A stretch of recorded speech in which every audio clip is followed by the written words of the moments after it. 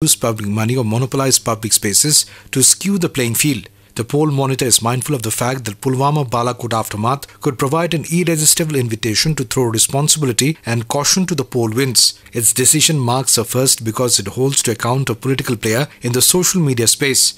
Over the last 5 years, ever since the Modi-led BJP assumed charge at the centre, it has played out over and over again. The BJP has repeatedly thrown down the gauntlet of a muscular nationalism, hurled names at the opposition like the Tukre gang, and the opposition has repeatedly looked unable to confidently frame a political response. The result is a clamour that the issue be quarantined altogether from the electoral fray and that the EC should mind the political party's poll language. The opposition needs to come up with its own vocabulary, powerful and evocative, that calls out the abuse of patriotism.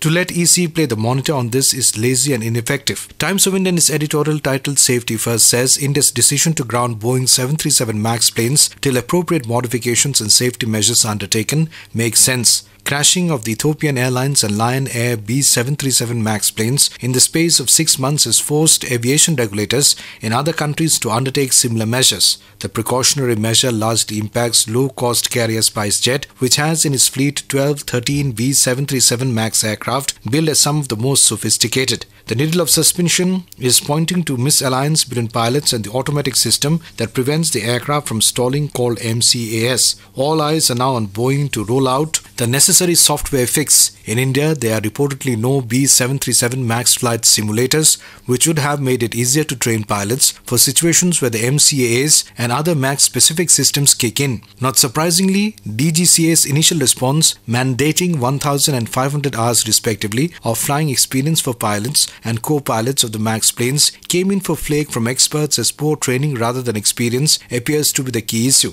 The B737 MAX's technical glitches will hopefully be resolved quickly given the international attention, but India's own slip-ups speak to several issues that need fixing here. Our skies have witnessed several near misses owing to errors by air traffic controllers or pilots. Stories of an unauthorized ATC in Nagpur almost triggering a mid-air collision, passengers suffering nosebleeds because of crew forgetting to maintain cabin pressure, or pilots foregoing credentials for securing flying licenses hardly inspire confidence. Pilots, ATCs and other airline personnel work in a challenging environment where stress is high, quick decisions are needed and margin for error is zero. Technology makes some aviation tasks easier, but human oversight still remains critical, and this is where India cannot fall behind on augmenting human capacity. Aggressive airport and fleet expansion requires a similarly energetic upgrade in training pilots and ATCs. The Hindustan Times, in its editorial titled Brexit, the mess that refuses to be solved, writes, in less than 2 months, the United Kingdom's Prime Minister Theresa May's Brexit plan has suffered a second setback. Her Brexit deal was voted upon and defeated roundly by the UK Parliament on Tuesday. The scale of the lost 391 votes against a deal, 242 in favour, was smaller than the January vote, 432 votes against, 202 in favour.